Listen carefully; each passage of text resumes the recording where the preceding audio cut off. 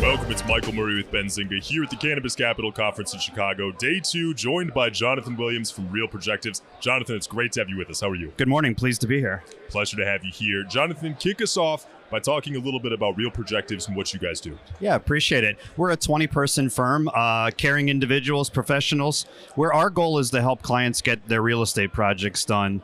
So we help anything from planning and strategizing to what the goals are, to figuring out who the team should be, and then managing all that stuff to get the goals accomplished. So. Terrific. What's one of the most recent projects you guys have done in recent memory over the last few months or years? Yeah, we're in the cannabis. We do more than the cannabis, but in the cannabis space, we get involved in cultivation, processing, and dispensaries.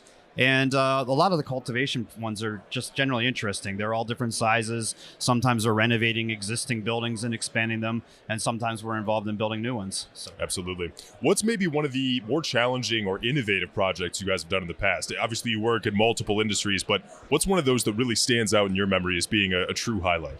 Yeah, adaptive reuse is always interesting. So one of our clients in Massachusetts actually converted an old stone mill into a cannabis cultivation facility, and that had some interesting challenges. It came out looking really nice and producing some good results for them. So interesting.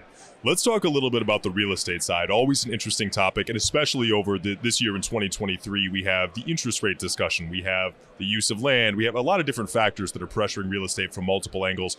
What's your take on the industry as it sits right now? How has it affected Real Projectives, if at all, and where do you see it going in the future? Yeah, I mean, interest rates and the cost of construction have kind of conflated together to cause a real challenge in these days. So people have a hard time getting money, of course, to finance their projects, and then they also have, with increasing construction costs, both on the materials and labor side, it's difficult to get things done. So part of what we try to figure out is, what do you really need to accomplish? What's the best way to approach buying all those goods and services? And so that's where we focus a lot of energies these days. Understood.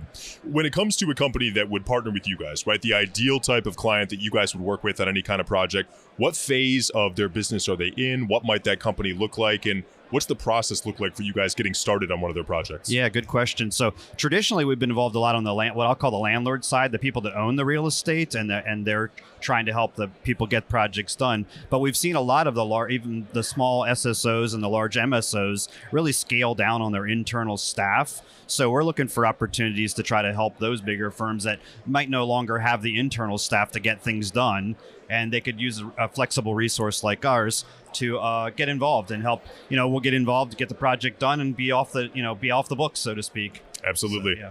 From your perspective as a thought leader in the cannabis industry specifically, what are some of the challenges facing the industry right now? There's a lot of discussion, especially at this conference, around safe banking with the announcement from the Senate yesterday and the descheduling and everything else that may be coming down the pike. But for the cannabis industry and the projects that you do, what challenges are facing MSOs or operators or internal production and things like that? Yeah, I mean, paying the bills, like for anything, we get involved in just the construction side of things, but even paying bills there, where do you have your banking done? How do you get timely funds to contractors, to material suppliers, and people like that is a challenge because you can't do it some of the normal ways that we're used to seeing in the other non-cannabis businesses. So that's always a challenge. And then I think the industry as a whole is just going through a plateau of what we were involved back in the 90s with a lot of data centers and building those. And I see the cannabis industry going through a lot of similarities to what the data center industry did.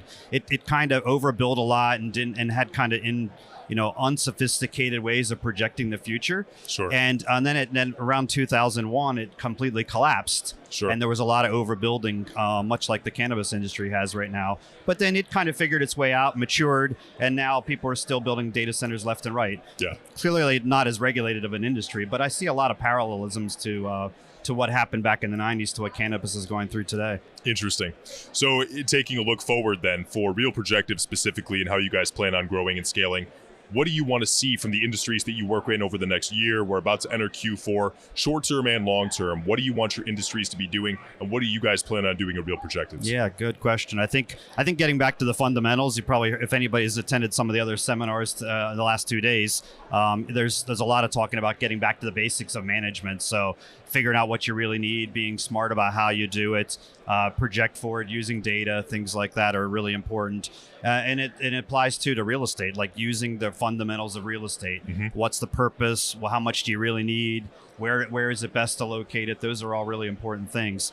On the construction side as well, just kind of going back to the normal way things are done. Yeah. Getting bids, following through with stuff, having somebody watch over those contractors. So we're there as we've always been for all kinds of projects, including the cannabis industry, to bring some of that discipline back to the business. Terrific. And again, be an adaptable resource. So you don't have to have people internally to your staff. You can use somebody like us that are experts at doing what we do, so you can stay focused on what your business does. Terrific.